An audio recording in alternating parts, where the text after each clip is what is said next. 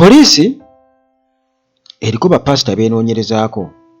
Bano nno munnange omuwendo guwerera ddala ogw'abapasita ab'amaanyi abamanyikiddwa wano mu Uganda. Bano nga babadde munnange beegumbulidde okubeera nga bafera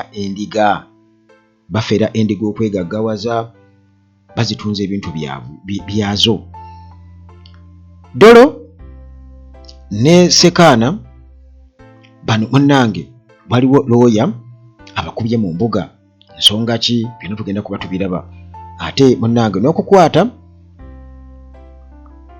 ba tiktokers, waliwo tiktok yakwatiddwa. Ono munnange ensonga zakubeera nti nno yabadde avuma Muhoozi ne Museveni, naye abantu ebigambo bye baboolekezza abaamukutte genda bikubuulira, ojja kuba obifunaawo. Ate ne Among munnange bw'atyo ayogera ku 2031 okubeera nga nnyuka ebyobufuzi. Ku nsonga eyo ayinawo bingi nnyo, teweerabira munnange okusubscribinga ate era onyege notification bell osobole okubeera ng'ofuna emboozi zetuwanikayo wano ku Uganda at large, olwo osharinge. Waliwo omuntu eyabadde ambuuza, ndowooza yabadde ayagala kuyambako ku bantu abasiiba wano mu Mikwesese embaawo n'abantu munnange abansalako buli kawungeezi. Bwe ntyo nga siyinza kubagoba kubanga munnange ekyo kiba kizze bwe kityo. Balina obusobozi obusobola okubeera nga oba nkuŋŋaanya obuyambi nsobole okubeera nga mbateerawo kye beetaaga. Kale nenkuba omulangano ku Uganda Atlantic nti bwe naasobola osobola okuyambako. Ennamba zange ziri awo ku Uganda Atlantic, emu esembyayo 15 endala 73. Kati omuntu omu ng'ambuuza, nalabe mu comment section nti ziri ku mannya ki? Kati ekyo nsobola kikubuulira ng'ozze mu WhatsApp. Olina okuinboxinga n'ojja n'ombuuza nti Uganda Atlantic njagala tuteekako ssente, mannya ki? Then nenkubuulira. Kati mbasobola kugoogera wano ku mutimbagano just like that. Kaakati munnange tuli luddawa teweerabira Temo Property Consultants Limited bwe ayagala ettaka, ayagala kugoba ku nsonga z'ekyapa n'ebirala. Ate Hillside View Apartments we bali nnyo, bali ku Kasozi Jjanyi Ntebe Road, zirimu buli kimu apartments, amasannyalaze kwegali, wifi ya bwereere, security eri gguluggulu, ate ne transport. Gwe bw'obanga ova ku airport oba oli awo n'awala wonna w'oba oli ng'oyagala bakunonewo ng'ogenda ku Hillside View Apartments, wamaze dde okubeera ng'obookinga, bajja kukunona. Emmotoka weeri esobola okubeera nga ekunona. Musawo ye waali atujjanjaba wano ku Uganda Atlantic era ajjanjabe bangi nnyo. Jangu just wano gongambe munnange Uganda Atlantic ku nnamba y'omusawo doctor ali qualified ate ali talented. Kyekikulu kyokka nze kye neesibako.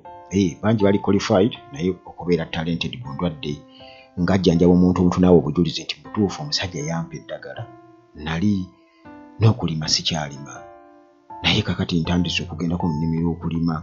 Yes, kakati munnange ate bagamba asiika obulamu takola ki? Tassa mukono. Kakati temubeereyo na kufa na ndwadde. Kati munnange tutandike na poliisi ndowooza ne bapasitaazi bano. Muganda wange bapasitaazi bali 15 era bano oyinza okugamba nti bali prominent nnyo, bamanyikiddwa, babitiibwa, babatya. Era ogenda okwogerako n'endiga ekugamba nti musumba wange gwe.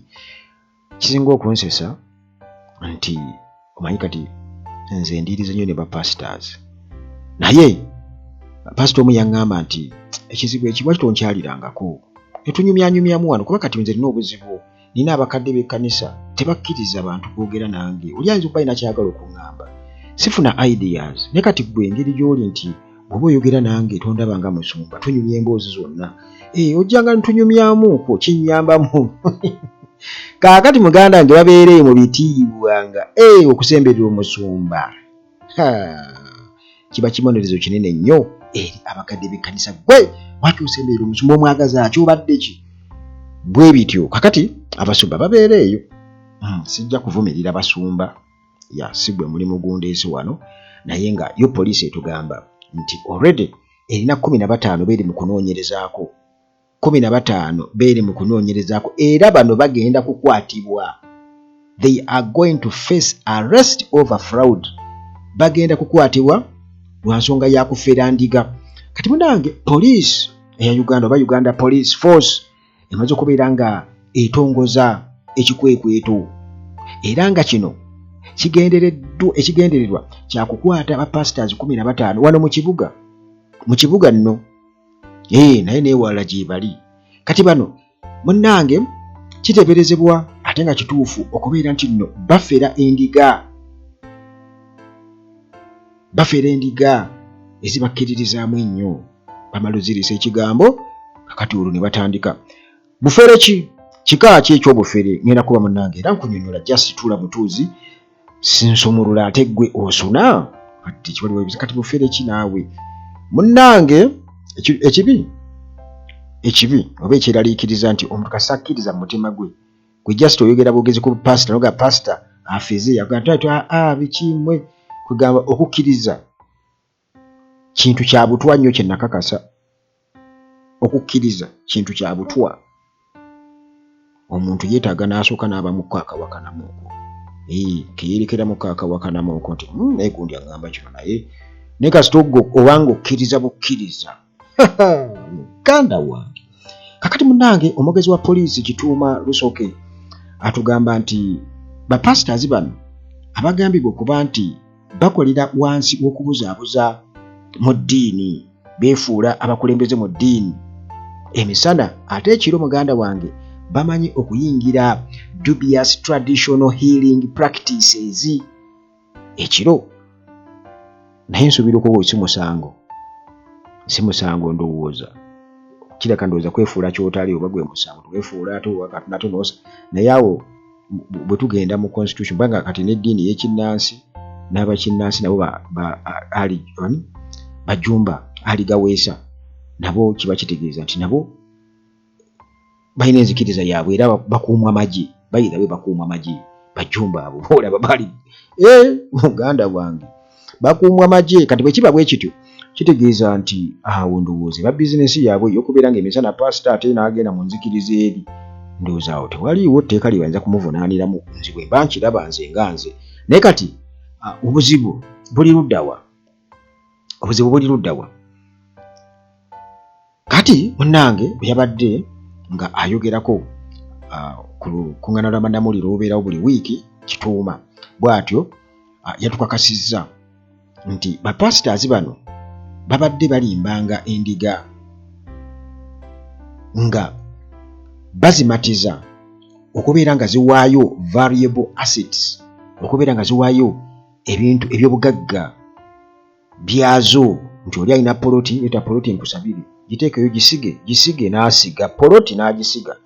Leeta kapito w'omusabire muleke awo ojja kudda muleke Yesu bw'anaaba mutadde ojja munona sinnafuna bubaka nti munone ojja munona. Kati ndiga n'ebeera awo ng'esaba kapito ali eri bali mu kumusabira bamufumba bwe bityo kyentegeeza kyengeza bigwe biri wano e Kampala nze mbimanyi. Kaakati munnange muno mulimu amayumba ettaka muganda wange nga beerimbise wansi w'okubeera nti muganda wange Mwoyo Mutukuvu abeera asse era bagenda kubanga ebintu ebyo ebyobugagga by'obwewaddeyo kiweeyo Mukama agenda kukuwa ekirala. Waayo gwe siga ensigo gy'osiga ennene Mukama kwasinzira okukola ki leeta. Bamanyi waliwo omukyalo omu wano pasito omu ng'asomba endiga n'azisomba. Ekintu ekyo kyannuma nnyo kubanga ng'azisomba ne bbaasi ne bazitwala mu crusade ze. Kyokka ate mu kuwaayo wano nga basaba azimatiza ne transport muweeyo ne zimuwaayo ate bbaasi tezibaawo kuzizaayo gye zaavudde. Kati weesanga bakujje Busoga bbaasi gye yakujje buli Kampala mukazi. Kati bagenda basaba nsabe sente kuki Mukama yeebazibwe mbadde nva egindi sirina transport Mukama bwe bityo kwegamba n'ogamba kuno kiki kino ddala. Ndakugeza saagala kuvumirira ddiini muganda wange kubanga okukkiriza kubeera kukkiriza. Kakati mutange newankubadde eddiini kwegamba ya mugaso nnyo omuntu atalina ddiini ng'ali awo ye just nakyo kirala naye lwakuba nti eddiini ate eringidde mu bufere bungi nnyo engedde mu bufere bungi nnyo omuntu yeerimbika mu kubeera kati mubajje mubajje ye obusiraamu abuliko abufugisa mmundu Tijjira Museveni kati yafuuka mufuti wa Museveni era obusiraamu abitunze n'ebintu ebirala n'atuuka n'okubeera ng'omuzikiti gwe oli Kampala kyatuuka ne ku mbeera efaanaganako bw'etyo okitegeera kati abo nze bannaddiini bwe twogera ku bannaddiini tugaba bannaddiini bonna nti eriyo bo wali nga bakozesa advantage eyo eri abakozesa waliwo omukwano gwange omu alina bbuca wano kumpi ku mirimu mukozese wano akati alina ekifaananyi mu kabbuca ke ng'ayambadde ekkanzu bulungi nnyo n'ekkooti kakati omusajja omu akola mmengo eyo aba ayitawo mu mmotoka ndowooza agulawo ennyama alaba ekifaananyi akiraba n'amanya nti ono alabika muganda bugundiivu kakati olwo lumu aba ayitawo n'agisibira wali n'amugamba nti mbadde ngenda mengo oba yaluyita luwalo oba luwalo ekigambo kye yakozesa kwegamba nti alina okuwaayo oba contributing oba kukulaakulanya Buganda mbukati ye aziweeyo agenda aziweeyo ono n'amugamba nti muganda wange nange mengo mmanyiiyo bwe naaba neetaaza okuwaayo simanyi kigambo kye yakozesa naye yakozesa ekigambo oluwalo bwe nzijukira oli kye yaŋŋamba kati obufeero bw'ekikanga ekyo ti abo nabo babeera awo mu makanzu mengo kati bwe basanga oli nga mugati bakuŋŋaanya batu ssente mu bantu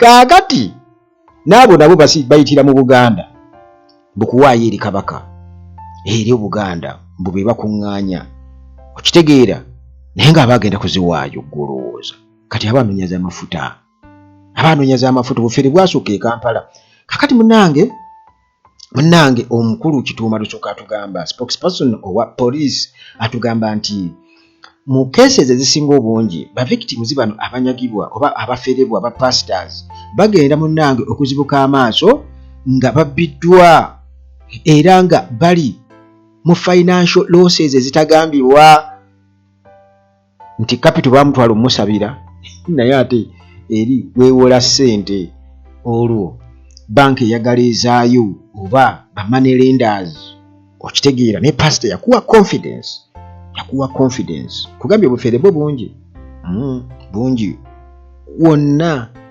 olejja n'akutolera salaamu naye ng'ayagala kukubba kitegeera ayagala sooka kuyitira mu salaamu akugonza omutima goluba okumuddamu n'atandikira awo naye nze Uganda atulaki nyinza okukulangira obulevu obwo kagwale amalevu gonviira naawe nze ndi mubi siina kisa era gwe bw'ojjira mu layini ez'eggwanga ng'oyagala konferera mu ggwanga toli Muganda kati Muganda munno awo tandika okwekengera musiraamu munno tandika okwekengera yes kubanga nze mbirabye okitegeera mbirabye jukira ate nkogee nti mbadde ne bapastors bangi kati ate ndiga tezimanyi nti nze siri mu mulokole ndi musiraamu timba ngenze kukola oba okitegeera kakati oli ajja mukamanyi bazibwe awo nga nze nkutunuulidde nkulaba nkwete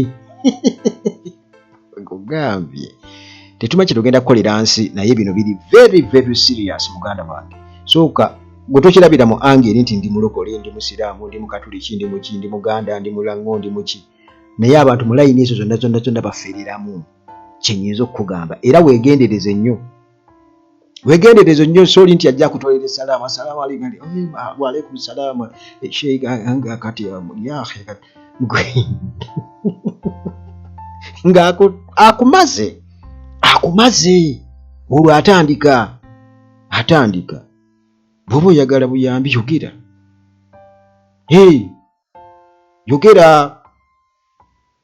nga muntu munno nga munnayuganda munno kyenyinza okukugamba yes awo nze mpulirire mbesingaawo nkugambye nga muntu munno sifuddeeyo oba oli muki nga munnayuganda munno oba oli muki then nze I will help you accordingly bwe mba nnina naye gwe kasujjiramu ebyo nga tomaze kunneebuuzaako emaani yange weeri oba mukama yeebazibwe tomanyi oba ndi mulokole oba ki tomanyi.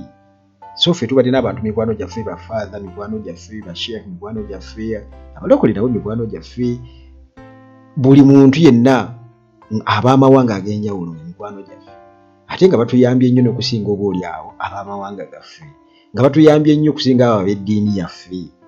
Oba kitegedde kyengezaako okugamba muganda wange. Kaakati munnange nti bapasitazi bano abamu nga batuukiriddwako nga batuukiriddwa kati endiga ze babbye olwo zigenda kati endiga egenda okulaba munnange mukama nga tederivaringa ebya mukama nga bizibu. Bugembe yayimba nti eya mukama biguzaabuza kiki omukisa gwekuttemu gwekwatiddewa kaŋŋende mbuuze pasita kubanga mbu omukisa atera okugulabaawo omukisa gwekwatiddewa ddala tukole ki nga nsabye amafuta nga mangi. Kati agenda wa pasita okubeera ng'agamba bannange pasita ng'aŋŋamba nti puloti mpeeyo eno ngenda gira bwe nti pasita ataka kutiisatiisa butiisatiisa omulina okutiisatiisa nti gwe ojja kufa mukama ajja kuggyawo.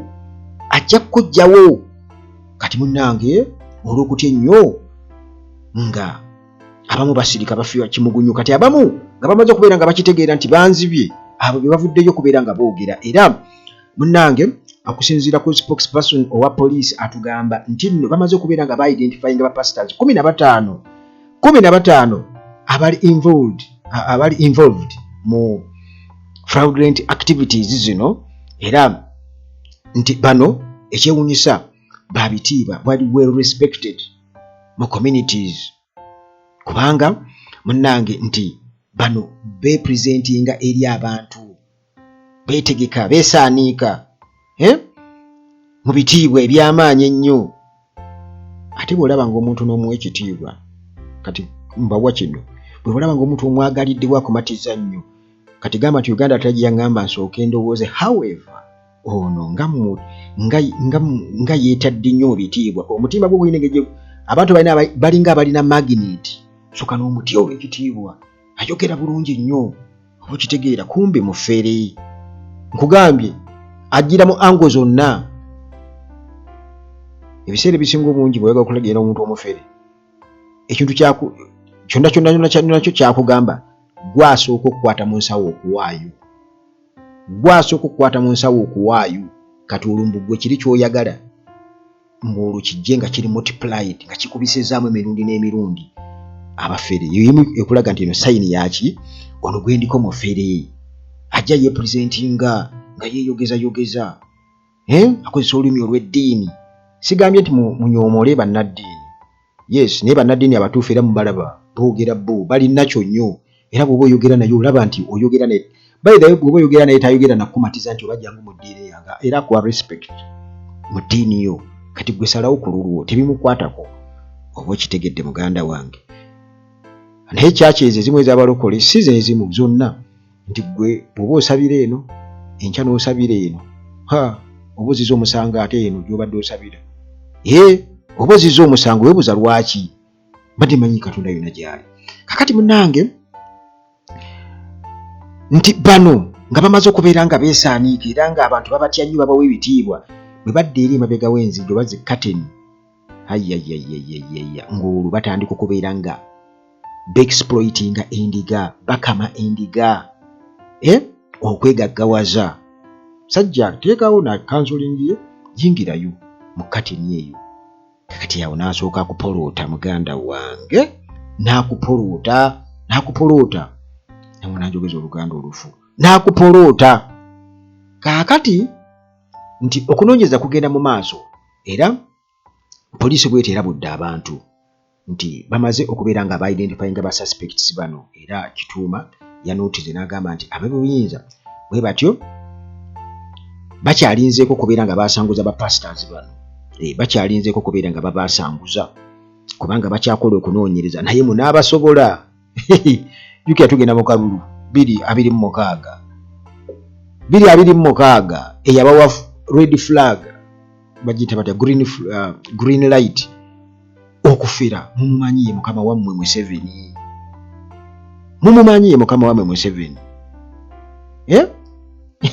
kakati munnange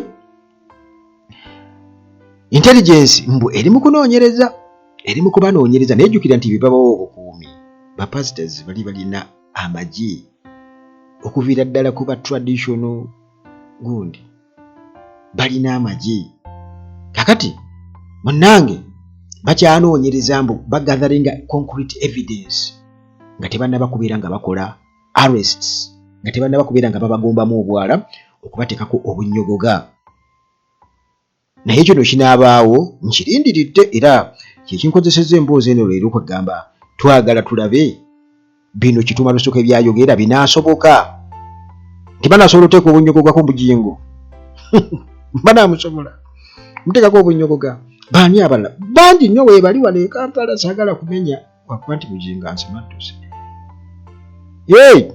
ansimattuse kakati munnange atutegeeza nti ku stage eno bakyakompilinga evidence okuva mu basuspects abo okubeera obujulizi obubaluma era ne bagamba nti public erina okubeera nga munnange ebeera neegendereza nnyo ku bantu abo abatuuka n'okubeera nga babagamba bateekeyo ebintu byabwe ebyobugagga leeta poloti kakati poloti gisige ssente n'ebintu ebirala eby'omugaso ennyo mu lw'enzikiriza kubanga omutima enzikiriza oba ebitabo by'eddiini nabyo abantu babyerimbikamu ne bajja n'akufera naye ng'akozesa kigambo layini ku layini oba okitegeera layini ku layini n'afera kakati munnange bafraudisters bano be batyo munnange batekinga advantage olw'obwesige bwe bateekamu abafere bano kwegamba ojja okwesiga ennyo omuntu kye mbagambye nti gwe bw'olaba omuntu ng'omwesize ennyo omwagadde nnyo first sight sooka weesigemuuko katono ogambe however tadde mwesize nnyo naye tewandibaawoko kwegamba sitaani ali makkati awo oba okitegeera simanyi oba okitegedde kakati poliisi bwetyo yakubye omulanga eri abantu bonna okubeera nga bavayo ne information nti gwe bwoba olina gwe weemulugunyaako pasita yenna yakubba olina okugenda ku poliisi oweeyo obujulizi nti yanzibako omukyala eri kye babakozedde eyo abasajja beekoze ekigenyi njagala okukubuulira buuza nze kaakati muganda wange nti poliisi bano bonna balina okubeera nga babakwata era ebyo byonna bye babba nti balina okubibasesemya naye bali bagenda kugamba nedda yabiwaayo yasiga kati omuntu waba asize muganda wange bugingo leera nkyawa kakati bw'oba oyagala okukakasa by the way nti abo si bangu nnyo ekyo nti endiga ne bwekimanya nti baagibba era eyinza okuwolereza musumba waayo gw'obale tokimanyi si buli gwe babba nti aba tasiimye poliisi erina okukimanya bali abasajja balinga balina eddagala bwabaga nti bagenda mu ebyekirogo nze nyinza okukkiriza kubanga abasajja bali ne bwakola ki era ebaayo endiga ezigaa mu pasita waffe bakati bujumo singa tekyalina bantu ku bintu bye yeekoze n'ebintu byakoze kale munnange eyo nga tuvuddeyo waliwo obubenje obuguddewo obubenje bungi nalabye waliwo akabenje obwafiiriddemu abantu 4 oluguudo lw'ehoima accident yagudde era abaana baafudde ensonda zikonfaminze eziwererako ddala tisaade ssaawa nga 2 ez'okumakya olunaku olwokubiri emmotoka ya Toyota Wish eri ku UBL 887M ne drone UBL 456M n'emmotoka endala ya Toyota Wish ate era enamba yo temanyikiddwayo kale ezo zonna muna ezakolayidize kukakana nga abantu 4 bwe batyo bafudde obubenje bungi waliwo n'enkuba leero esaidi z'ebbomba eyo kabwe ngamba leero tuli mu zones za njawulo eza time naye okusinziira wano mu East Africa ku lunaku olwokubiri essaawa zibadde nga ziri mu 8 eyo kati enkuba egezezaako okuba nga etonnya wano enkwesesa efuuyiriddewo naye banga misaidi z'ebbombo bwetikudde amayumba embibadde embi ebadde mu kibuyaga ow'amaanyi. Jjukira omusana mungi nnyo naye enkuba munnange egira n'ebanga eyagala okutonnya ndowooza ate kibuyaga n'agibeeramu nga mungi. Kale munnange abantu bwe batyo bakoseddwa nnyo n'obubenje bwo bungi. Simanyi bwe mmotoka zaabika mipiira olw'ebbugumu I don't know. Kakati bwe tugenda ku musiga eddamuzi munnange Chief Justice Owiny Dollo bw'ato atwaliddwa mu kkooti eno gitwale nga legal battle ebaluseewo mu Uganda era Chief Justice Alphonse Owiny Dollo okukozesa n'omulamuzi Musa Sekaana Kasobeza banyo munnange batyo bafeesinze lawsuit eno munnange efayiringiddwa city lawyer Yasin Sentumbwe Munagomba. Kati lawyer ono agamba mu kuwaaba kwe agamba nti abalamuzi bano abavunaana kye bayita judicial harassment wamu ne abuse of power bakozesa obuyinza bwabwe okukozesa munnange n'okubeera nga ate bagaseeko n'okutulugunya bannaabwe nga beerimbika mu mateeka musiga eddamuzi. Era nti kino kiddiridde bino byonna ye okuteekayo lawsuit eyo omusango ogwo kiddiridde olw'okudemandinga apology esiga eddamuzi nga lyagala Uganda Law Society President Isaka Ssemakadde mbu yeetonde. Kakati okusinziira ku Munagomba agamba nti Chief Justices bano batyobodde ssemateeka ne bakuwana bukooyi oba okumenya ssemateeka eddembe ly'obuntu naddala freedom of speech eddembe ly'okwogera okukozesa ne fair administrative treatment nti bano mu nkwasaganya ey'emirimu musiga eddamuzi bali mu kyekubiira era ebintu babikolaga libyengali nti gwe oli awo naye nga balina bo kugamba bakola ttiimu yaabwe era bakkaanya bulungi nnyo nti goyinza okulowooza nti omulamuzi abeera fair naye kumbe bo muganda wange baamala dde okukola obukundi bwabwe era nga beegase wamu ne officials abamu mu gavumenti ne batandika okubeera nga baabusinga offices zaabwe obuyinza bwe balina.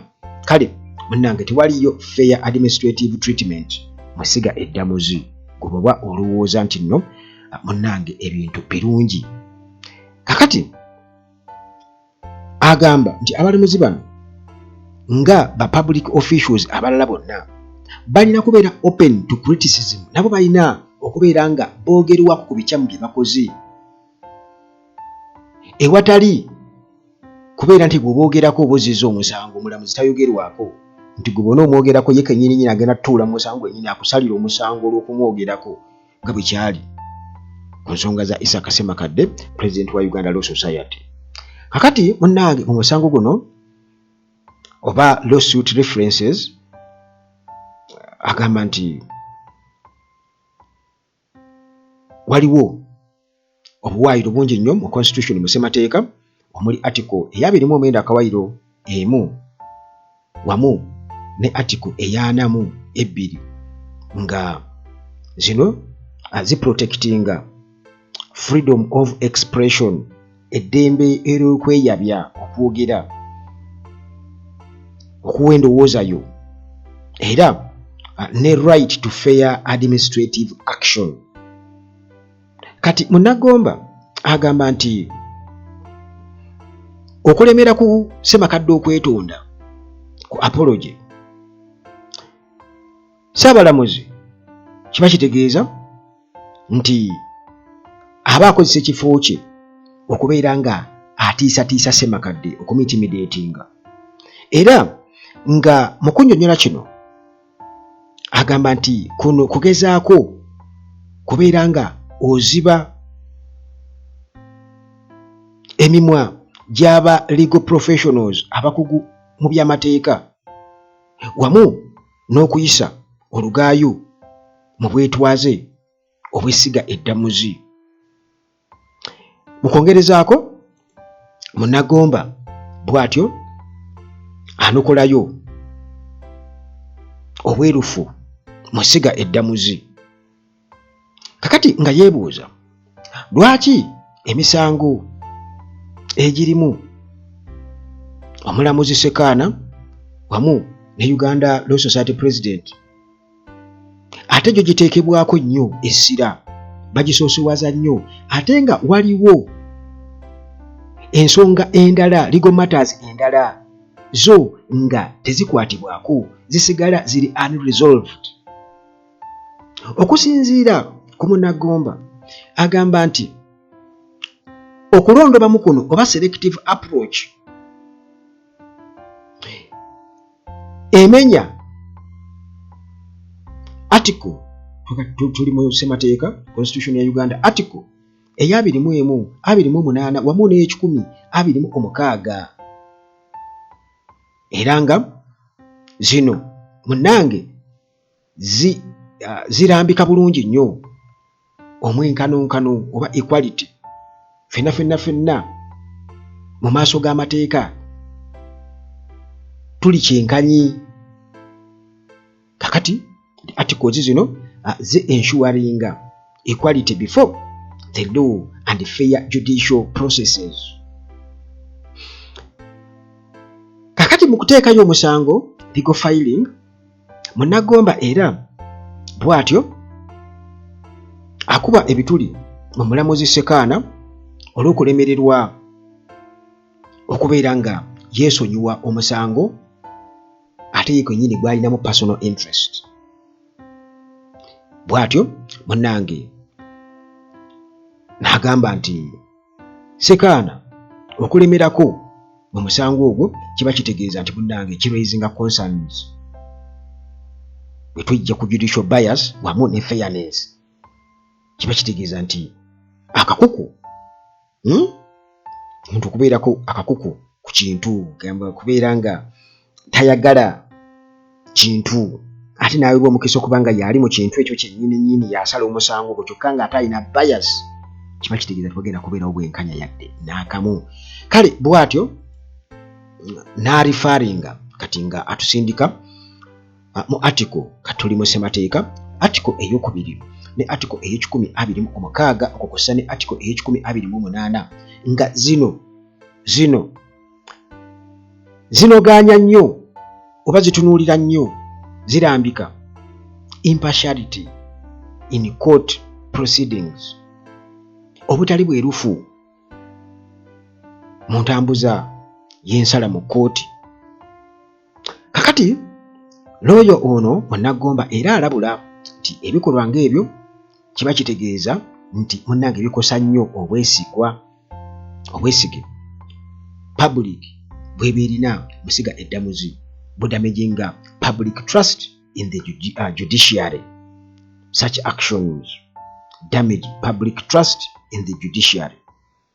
Kakati era bw'atyo n'ayongera okukisimbako essira nga agamba nti abalamuzi balina okwewala embeera situations ezifaanaganako ng'obwe zityo okusobola okubeera nti abantu engeri gye balabamu ebintu oba perception tebalabamu favorism wamu ne misuse of power, tebalabamu kwegamba kubeera nti abantu abamu bo bawewulwa,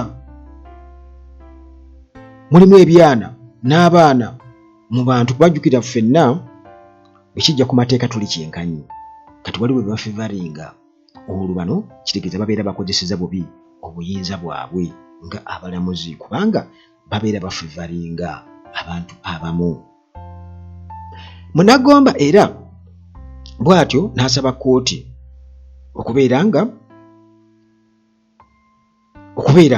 agamba nti kkooti erina okubeera nga eyisa kyayita permanent injunction okusobola okuziyiza okuyisibwa obubi, abantu abamu okuyisibwa obubi mu kkooti, naddala ssemakadde balina okubeera nga bateekawo embeera ey'okubeera nga bayimiriza bino bano bye baagala yeetondere, akola atya, byonna babiyimirize, n'okusala nti agenda kusibwa emyaka 2 kubanga already warrant of arrest bamwe baagiyisa. Kati ssemakadde n'adduka. Kakati era ayagala ensala ekakasa nti wagenda kubaawo okusala emisango ewatali kutya, oba nga tewagenda kubeerawo birala biddirira nti omulamuzi asaze omusango nti ate bagenda kumukola ki, ate kumusongamu ennyo, ate era nti ensala erina okubeera nga esalibwa nti bateekewo embeera nti abantu balina eddembe okubeera nga banenya kusiga eddamuzi, nti omuntu asobola okunenya kusiga eddamuzi ne watabeerawo ate biddirire era sitiiru. Kuba kati kino kirituwe nti omulamuzi yalibadde ayagala munnange y'okugamba kituufu naye ate bakamaabe kati ate ku sayidi endala era nti abalamuzi ekitiibwa ekyo kye baba nakyo kye beeteekamu ekitaliiyo ekyokubeera nti bo tebaba criticizinga, nedda walina okubeerawo criticism of the judiciary without fear or legal consequences. Era bw'atyo n'akuba omulanga eri kkooti nti omusango ogw'okuscandalizinga judiciary ogwo teguliyo, guli unconstitutional. Obalaba scandalizing kye kiki? Obako nyambeko naye ebyo byebyo bo bagamba nti ssemakadde n'abasajja bayinza n'okuyiyayo omusango ogutaliyo.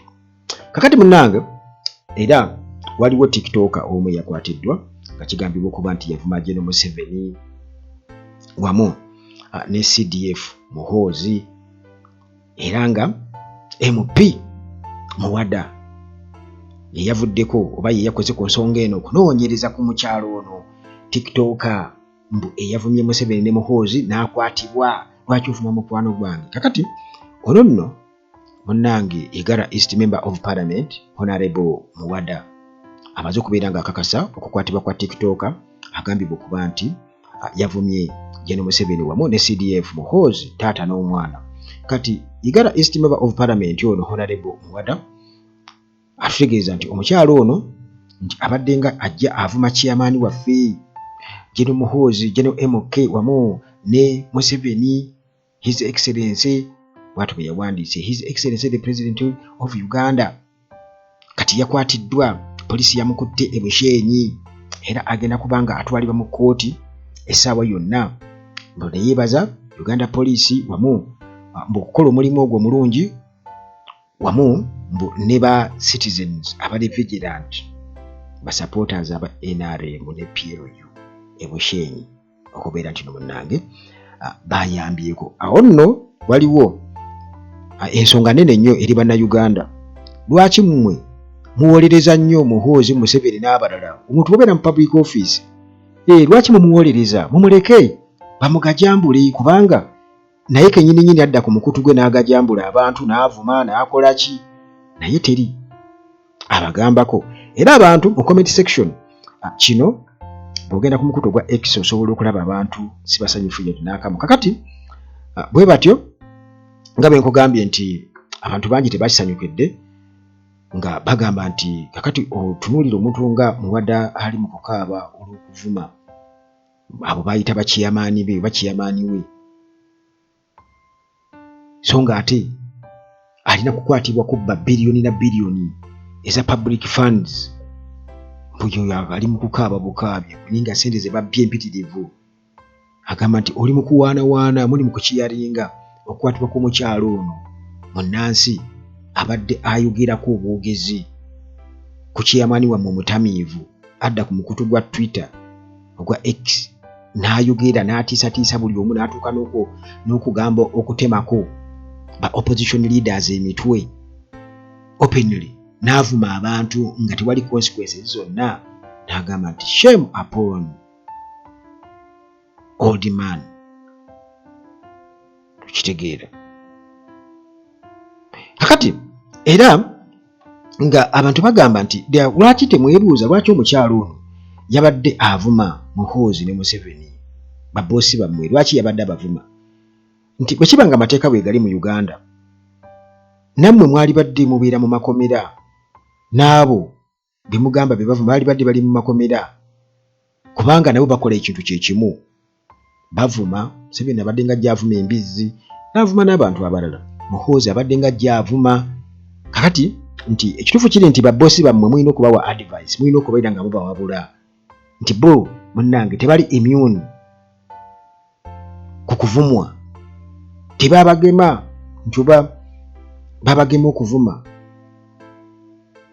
kubanga basavayivingira ku ssente za miwa musolo oba ebibugaga by'eggwanga bye basima ebitalinako accountability kubanga bo babisima baagaana ekibuuzo Bobi Wine ekigamba yatunnyonnyola n'atuga nti abasajja basima ekiyumba kya Guudu kiraba kya Museveni kiba kya Sodo kya Sodo kiba kya Salim Saleh kya Salim Saleh kiba kya Museveni oba Janet Museveni oba Muhoozi oba Natasha n'abazzukulu baabwe Museveni byayogerako ebintu bye bizzukulu bya biraba bimufaanana bigagga birina birombe yaki bya golodi ebyo bireetera abantu okubeera nga babavuma kubanga batunuulira services teziriyo mu malwaliro enguudo mbi Yuzi Museveni yali agamba nti abantu bafokasinge ku development bo ng'abantu kati nga parish development model mbokusinga okulima okukola enguudo bwe tebafokasinga ku nguudo n'abirala oba malwaliro nduza n'amasomero kuba bitambulira wamu tebafokasinge ku parish development model miliyoni emu gye bakuwa naye ate jjukira nti eri mu bonna basome nti singa abaana babeera bafunye omusingi omulungi olaba omuntu wakujja ku mulamwa akugabiri tebikola si birungi si birungi tebirina makulu nnyo tebiri primary mbwe ekiri primary ke kakadde akamu kakuwa ka parish development model kemba mutunuulire ennyo biri mu bireke Museveni bw'ati bwe yayogera juzi ababiwulira mwabiwulira kakati munnange eyo nga tuvuddeyo Among ono nga ye speaker wa parliament eya Uganda agamba nti atunuulidde 2031 awo munnange n'abeera nga yalangiridde ddati mu parliament ye12 agenda kubaamu nnyo era ayagala kujja akomewo nga speaker wa parliament bino yabirangiridde nga bwagenda okubeera nga munnange akomawo to seek re-election as speaker in the 12th parliament era n'atubulira plani ze z'okubeera nga alitayaringa okuva mu byobufuzi nga amaze okubeera nga afuna ekisanja ekyokubiri nga speaker jjukira nti mu biseera biri nga tuli mu kunoonya hashtag mujjukira eya corruption mu parliament sente ezibulankanyizibwa nga twebuuza abantu mu kugezaako kwekalakasa baakubwa baasibwa anita Among Museveni n'amuwoliriza yatuuka n'agamba nti ye tagenda kudda kukola ki kwesimbawo kakati munnange biringa bimaze okuggwa omunyaga guli guwedde kati wuuna akugamba nti akomawo era akomawo kati bino byonna yabirangiridde babadde mu lutuulo olwokubiri olwa parliament y'abakyala women's parliament ng'era abakyala 14 abakulembeze mu bakyala babaddeyo bakuŋŋaanye okubeera nga boogera ku nsonga ezaffectinga abakyala kakati bw'atyo Among n'ayogera bingi nnyo okugezaako okulaga ebiyinza okukulaakulanya abakyala era bw'atyo n'alaga nti balina okubeera nga protectinga rights ez'abaana abawala girl child nti ovunaanyizibwa bwabwe okubeera nga bayinshuwaringa nti abaana abo tebalekerwa mabega era n'agamba nti General Museveni nti akoze nnyo mu kuteekawo ku-implement economic empowerment programs era nga abakyala nti zibayambye nnyo okubeera nga bakulaakulana awo be balina obujulizi kubanga nze nakugamba nti wano mu kubala abantu sensasi eyaliyo bw'atyo omukyalo omwe yajja okutubala wano yambuuza ebibuuzo, wafuna ku za parish nedda, wafuna ku myoga nedda, wafuna ku kinedda nedda. Nze awo saalinawo yadde nettiiki. Ne mugamba naye sooka ombuulire, waliyo ko b'osanze abazifunye sente ezo? N'aŋŋamba ha, naakafunayo omwe, nafunayo omwe eyo. Munne yali amuwerekeddeko n'agamba nze sirinaayo nange. Kale kyebuzibwa nti balina ddata oyo baani abafuna sente ezo? Kale sigambye nti nze nsobola okubeera nga nzifuna oba nti naali badde nzifuna, naye ate ne mu kubala n'abalala nabo no. Ekyo nakyo ne kitusobera bannange, kitusobera. Tikino Museveni yabeera tamanyi, era yabeera tamanyi, naye ng'ate akulaga nti already ali ku mulimu gw'amaanyi ennyo. Bali mu kugaba sente emyoga pale development model, ne baani abafuna sente nga ne mu kubala abantu abaali babala bagamba nti nga kwegamba ye tannalabayo yadde n'omu n'olinga ayi. Naye nga boogera ku kitundu ekinene ennyo kye bazze bagenda nju ku nju nga babala abantu. Kakati eyo nga tuvuddeyo muganda wange, kubanga agambye Anita Among nti Museveni empowerinze nnyo abakyala economically, era implementinze economic empowerment programs nyingi nnyo okubeera nga improvinga lives zaabwe ng'abakyala mu Uganda. Kakati era ng'agamba nti initiatives zino zibadde instrumental nnyo, za mugaso nnyo. Bino Museveni byataddewo programs ze okubeera nga munnange zireeta abasaala okubeera nga ate ba advance baba bagenda ku mutendera omulala, bakulaakulana nnyo mu byensimbi. Awo nga bwe nkutegeezeza sirinawo nnyo. Sijja kuwakana kubanga waliwo abazifuna kati ng'Among azifuna bufunyi wali n'atwala n'akola oyo naye bamwempowerinze, naye batya, naye ate yajja ku defend kuba ye speaker kwata bukwasi waliwo ati n'atwala, naye akukakaza naye already kituufu abeera empowered. Ayo n'agamba kati n'abalala bangi nnyo mu bitongole bya gavumenti bangi nnyo. Kati Among era bw'atyo n'asitatinga nti agenda kuyitaalinga 2031 okusobola okubeera nga munnange ate alekera deputy we Thomas Tayebwa okubeera nga ataking over nga speaker wa parliament ye munnange nga Among ebibye wa political career ye ekomaawo. Kakati bano batutegeeza nti abakyala bwe twogerera essaawa eno ku parliament oba ng'ababaka ba parliament abali mu Uganda bali 188 omuli abo balondebwa directly nga ba MPs oba district women MPs ne ba representatives from special interest groups. Kati munnange nga tulindiridde okubeera nga tuselebratinga International Women's Day nti abakyala mu parliament bwe bati munnange bo amalirivu nnyo okusigala nga basaavinga nga platform ey'abakulembeze okubeera nga munnange batunuulira oba bakuba ttooki mu bizibu ebisinga okubeera nga bikosa abakyala, era nti practices ezimu kati nga genital mutilation oba child abuse ebyo byonna babitunulamu. Among yagambye nti balina okubeera nga babirwanyisa byonna ebikosa abakyala, practices ezo cultural practices kati nga genital mutilation, okukosa n'okufumbiza abaana abato abatana bakubeera nga beetuuka. Kale muganda wange awo we tuli, era sigenda kubeera nga nsukkawo nnyo wano ku Uganda atulaakisikana ate mu mboozi zaffe eziddako. Mukama Katonda atusobozese, amiina.